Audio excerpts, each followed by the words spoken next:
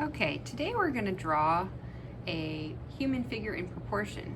So you can see on this poster it says that the wrist to the shoulder is the same as the shoulder to where your belt would fit, and then the hip to the top of the knee, and the bottom of the knee to the top of the foot. So those will be some good proportions to know. And we're going to look at head length now. So I'm going to use this eraser and come towards the top because I want to have enough room for my about 7.5 head long person. So I'm going to make a mark at the top of the eraser and the bottom of the eraser, like that. And then I can draw an oval for a head. The neck is part of that half head length, so you don't have to worry too much about getting an exact head length for anything on the neck. And then you're going to take this measurement, which I could use my eraser, or I could just pinch with my fingers like I was showing. So there's 1 head length, 2 head lengths. So the first head length is where the rib cage ends in the middle of your chest, and the second head length is kind of where your belt or your belly button would go. So you can make a trapezoid shape here.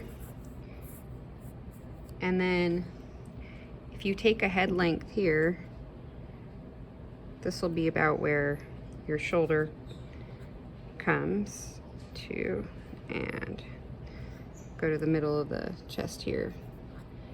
So I was pretty on the dot with that. And then, so 1 head length to this side, 1 head length to that side of where your sternum would be, in the middle spot right there. And then it's going to be 1 head length. So I'm going to write the head lengths. 1 head length here, and then there's 1 head length here, 1 head length here, so that the torso is 2 head lengths.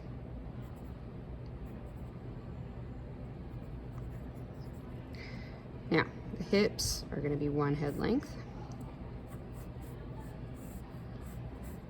Notice I'm drawing pretty lightly. 1 head. And then the thighs.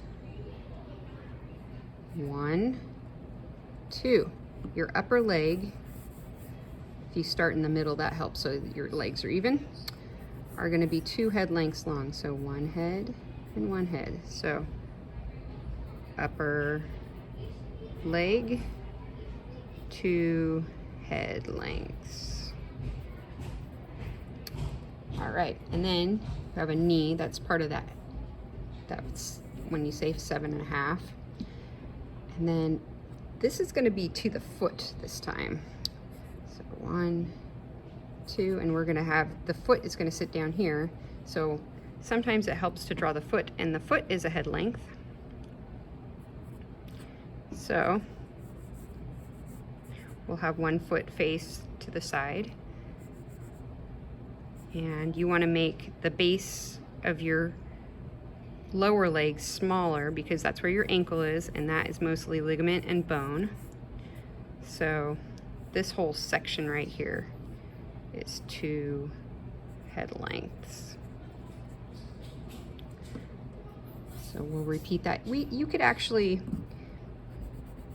kick the leg out to the side or something like that. So 1, 2, then add a knee, and then 1, 2, add your foot above that. Maybe I'll add my foot coming this way. So it is facing towards you in perspective. So if you draw a rectangle, this is the toe, and then you lead back, that's the top of the foot. And here is the calf or lower leg, which is also 2 head lengths. And then your arms, where your elbow comes down, is kind of towards, it's where your ribs hit, where your elbow comes down. So 1 head length here,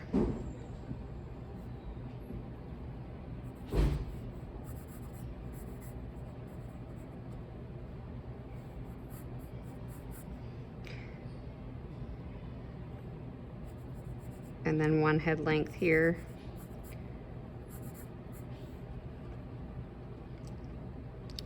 And then this is almost a full head length, so I'm just gonna scoot this up a little. And I like to draw a trapezoid for the palm and then a separate thinner trapezoid for the fingers. I think I should have had this scooted down a little bit more.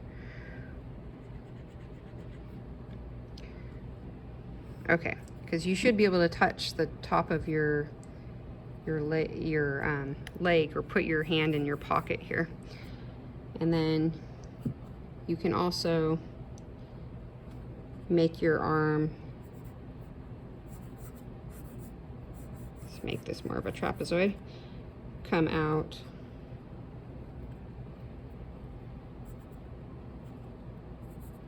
in a different position. And then there's your palm, maybe they're waving. So this is one head, and this is one head, one head, one head. So that is how you can draw a person in proportion.